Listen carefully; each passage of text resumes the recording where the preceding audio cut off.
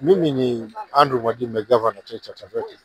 Tumekuwa na mkutano na miners ambapo tulikuwa tunaongea masuala tofauti tofauti na changamoto wanazokumbana nazo wakiwa nyanjani kule wakitafuta madini, wauzaji wa madini na katika hali yote ya kuchimba madini. Na unajua umoja ni nguvu, na sana sana mimi huwahimiza tukiwa kitu kimoja kutatua masuala yetu ni rahisi zaidi kuliko mtu kuwa mmoja mmoja.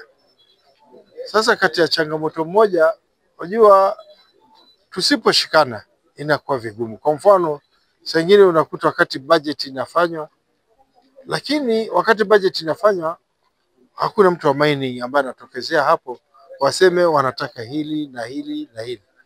Na kulingana na katiba yetu, kipengele cha kwanza kabisa kinasema nguvu ziko na mwananchi.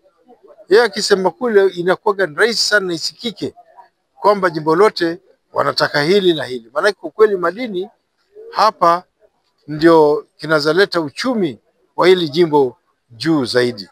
Na changamoto kubwa wanayoipata pale ni wakati wanachimba, manake hawana maeskaveta vifaa, wanatakana sangine mabaruti, hawana na yako ghali.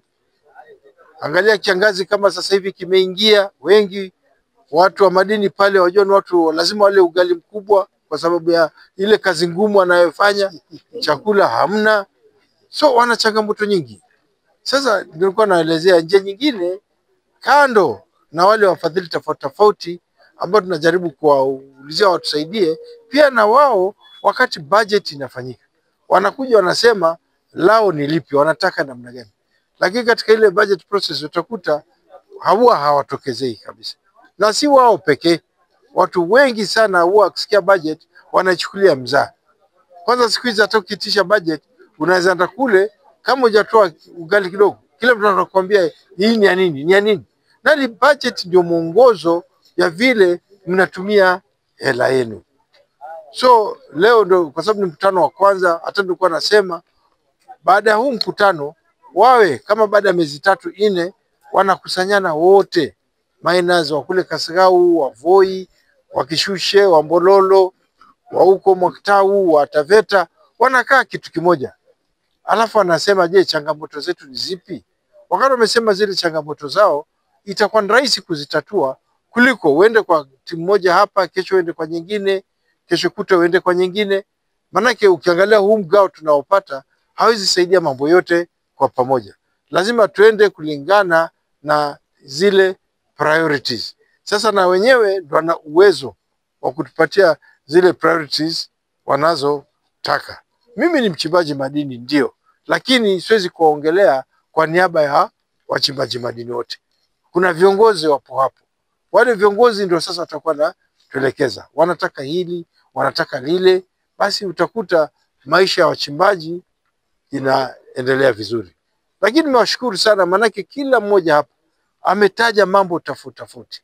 Wengine mpaka wametaja masuala ya added value ambapo unajua siku hizi nchi nyingi hata Afrika ndio inaelekea katika huo mwelekeo. Hii badala ya kupeleka material zetu zikiwa bado hazijakuwa added value as raw material nje, tuna export kazi zetu kule nje. Manake changamoto kubwa sasa hii hapa Taita na Taveta vile vile Kenya nzima, changamoto kubwa ni vijana wetu kutokosa makazi. So kitu iliyoko ni kwamba hizi materials wajua ki add value, hizo ni kazi kwa vijana wetu, ni kazi kwa wamama wetu, ni kazi kwa wazee wetu. So tunaomba ikiwezekana hizi minerals zote Kenya nzima wakati zinatoka zimetengenezwa, tunauza kama zishakuwa added value. Hapo ndio tutafaulu kikamilifu. Lakini tukisema acho tutauza material zetu kwa nchi za nje, basi mfahamu ya kwamba hata zile kazi tunaziexport huko nje.